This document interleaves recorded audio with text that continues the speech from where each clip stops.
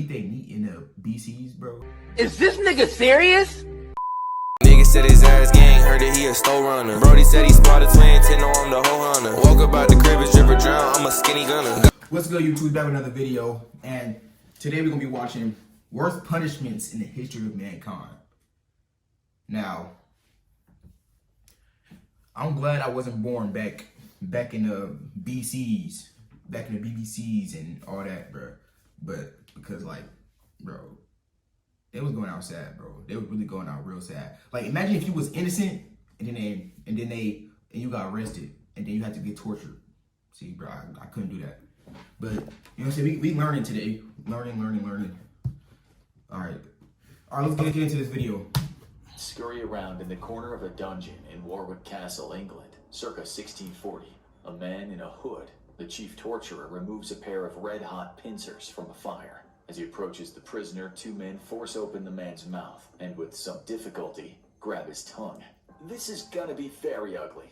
But before we explain the true horrors of the oubliette, we need to talk about dungeons in general. Some of the worst things that have ever happened on this fine planet of ours have taken place underground in places we call dungeons, as well as a certain type of dungeon we'll describe soon called oubliette. We'd like to tell you that such places of horror no longer exist, but then a man named Jeffrey Portway might say, hold my beer. This British man was arrested in the US in 2012. The media explained how he was planning to kidnap, torture, and finally eat people in the soundproof dungeon he built under his house. Police found what? Down there, steel restraints and scalp. It's crazy, bro. There's literally people like that out here, and you'll never know who it is, bro. It could literally be somebody that you work with. It could be your coworker. It could literally be your uncle, your grandpa, your mom. It could literally be anybody, bro. That's actually crazy. You will never know. Scalpels, a cabinet freezer, and what they described as butchering kits. Thankfully, no one ever ended up being imprisoned in his dungeon. A historian might tell you this guy wasn't much different from some of the past fiends that have graced our planet. Being locked in a dark room is a fear that will never leave humans, which is why it's been a popular form of punishment since the beginning of history. Nonetheless, imprisoning people in large numbers was not very common in the past. What seemed to tickle the ancients' fancies was what you might call the spectacle of fear. That's where the authorities did things to criminals that were so atrociously violent that the people watching thought maybe crime doesn't pay.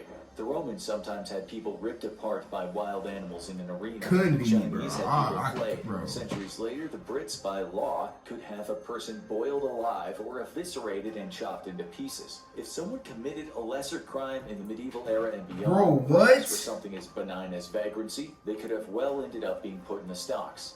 This was a form of humiliation more than anything else. For the victim, it often consisted of neighbors visiting them with a bag full of cow poop to smear on their Ew! In 1351, it was written in England's Statute of Labourers that a person could receive this punishment if they were merely unruly artisans. The stocks might be compared to getting a ticket these days, or ending up locked out of your Twitter account for a little while. But back then, being forced into the stocks was a walk in the park, sometimes literally, but also sometimes figuratively. The dungeon was another level of pain. It was often the halfway house before people met their doom on the scaffold, but sometimes these places were absolutely designed to prolong someone's torment. Let's face it, if you're a sadist, you can have a lot of fun with the dungeon.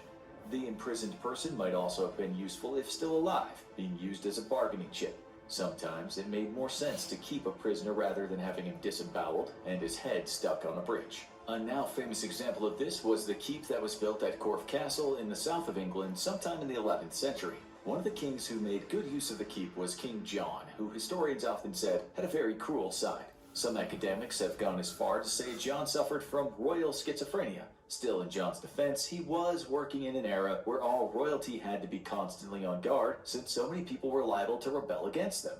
John saw threats everywhere, but his fear wasn't irrational. This is why he sometimes locked people up in his keep, so they could not challenge his authority. One of them was Eleanor, fair maid of Brittany, who was put under house arrest for decades. When Eleanor was first sent to his castle, she was accompanied by 25 of her knights, who were also imprisoned. It seems John wasn't as nice to those guys as he was to the women he kept. One historian noted he kept his prisoners in such horrible manner and such abject confinement that it seemed an indignity and disgrace to all those with him who witnessed his cruelty.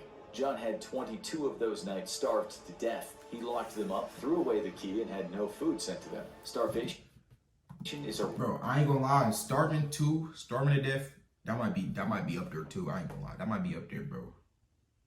Starving to death might be up there, bro. I think starving to death is worse than drowning. Starving to death is worse than drowning to me, bro. I ain't gonna lie. Cause imagine not eating and you just have pain and pain and pain until you die, bro. That's not, bro. That's The wretched way to die. And anyway, nobles doing that to other nobles was frowned upon even back then. After a mass starvation episode at the bequest of John, let's just say his reputation wasn't all that great. This is partly why some historians have said John had a sadistic side, but it's just one of many horrifying tales involving the king. It's also said he starved a noblewoman to death. She was Maud de Braose, wife of the powerful baron William de Braose. It seems that even though William and John were friends, Maud annoyed the king when she accused him of killing his nephew. He had her imprisoned with William and their son at Corfe Castle. According to the book History of the Dukes of Normandy and the Kings of England, John threw them some oats and raw bacon and then slammed the door. Story goes that when the door was opened again, the dead son was slumped between his dead mother's knees. It said that she'd taken a bite out of her son's cheek in what was presumed to be an effort to survive.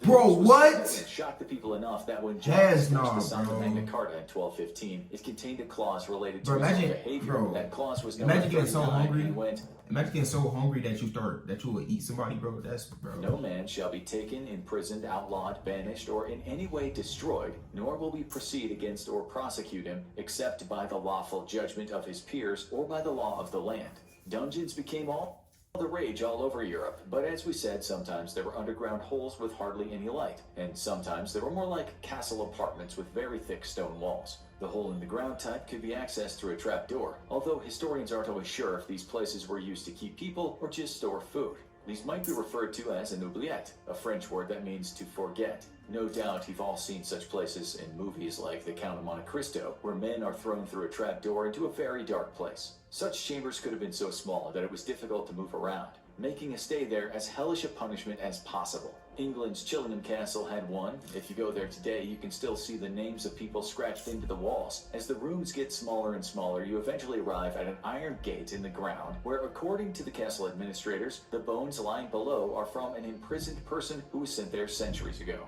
The castle's Bro, also what? home to Bro, some that's instruments of torture, including a rack to stretch people and a wheel on which to break bones. It's said that during the 13th and 14th centuries, Scottish soldiers working on the side of the revolutionary William Wallace were interrogated and killed in those dungeons. One of the men who was responsible for much of this violence was named John Sage. He's said to be the man who designed the torture chambers where possibly thousands of men, women, and children were interrogated. That's why under King Edward I, Sage acquired the epithet. I know this is off topic, but bro, imagine being born in the like BCs, bro. Okay, no. This is weird. Did people beat their meat in the BCs, bro? I just wonder, like, did they do that? Cause like, what if they do it to like the imagination? I don't. That's weird. I'm pretty sure they did though. I'm pretty sure they did. I think that's like a natural thing that you just end up doing.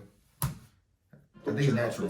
But like, it's hard to say if some like if they did do it, what was they doing it to? Like, was they just imagining, or like what they? I don't know.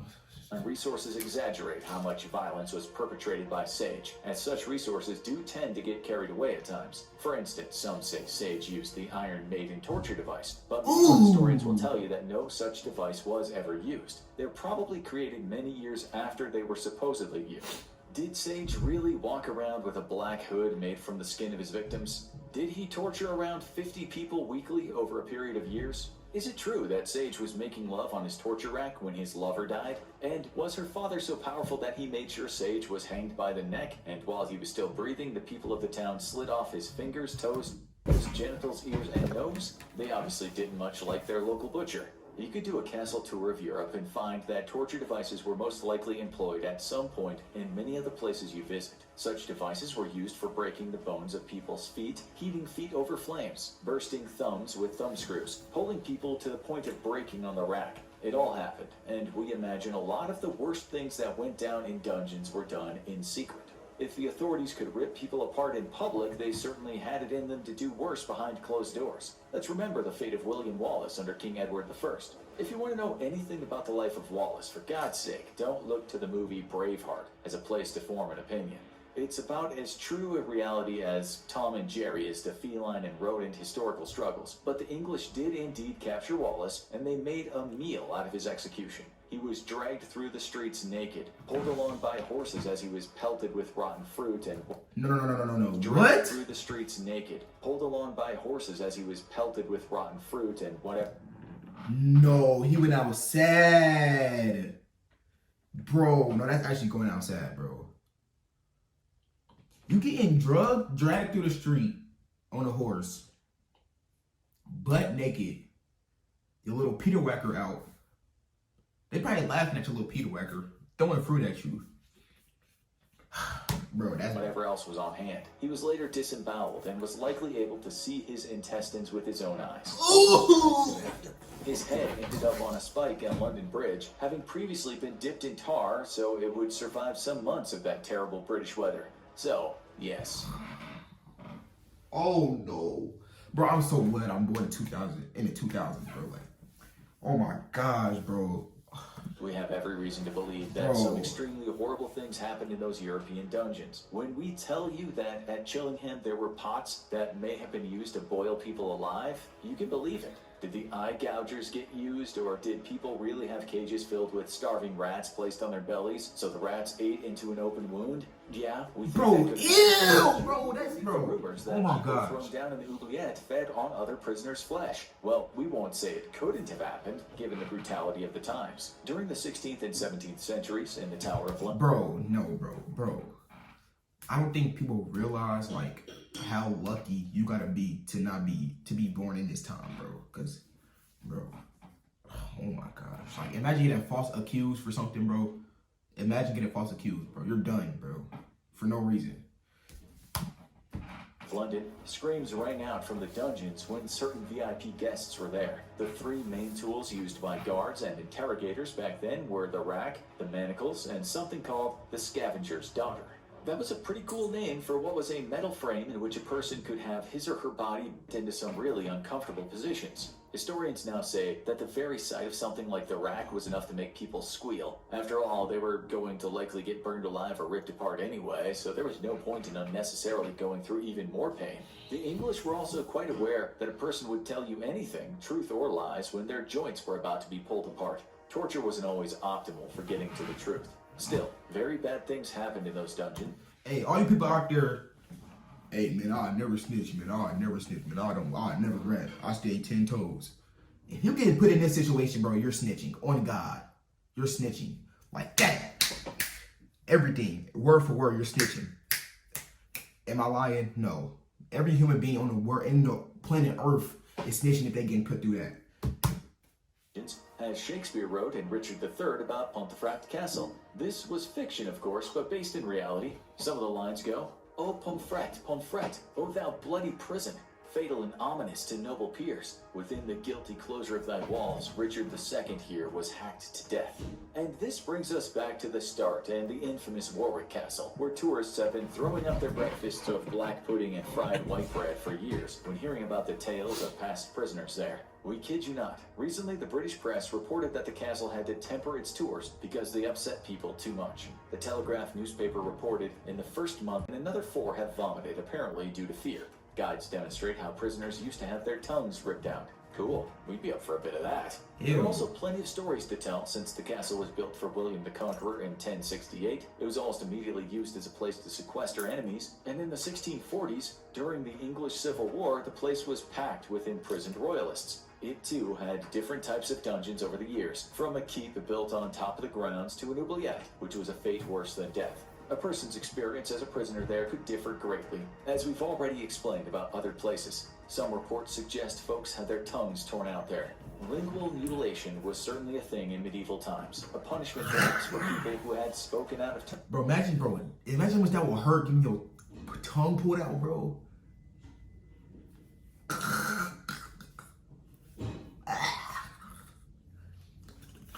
Like, it hurts just biting your tongue a little bit, bro. Imagine it getting pulled like, pause, pause. That look crazy. That look crazy.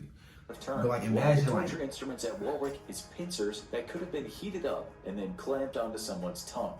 Alternatively, a kind of metal mask might have been put on a person's head, which sometimes consisted of their tongue being pierced. These were called the branks. Having your tongue pierced or your body stretched or just hanging from the walls by manacles was pretty standard. So Warwick wasn't any worse than the other castles. It seems this castle just puts on a more gruesome tour than some of the others. And of course, anyone who has looked in the entrance of the oubliette will not forget that in a hurry. This is how one person described his visit to Warwick's oubliette back in 1973.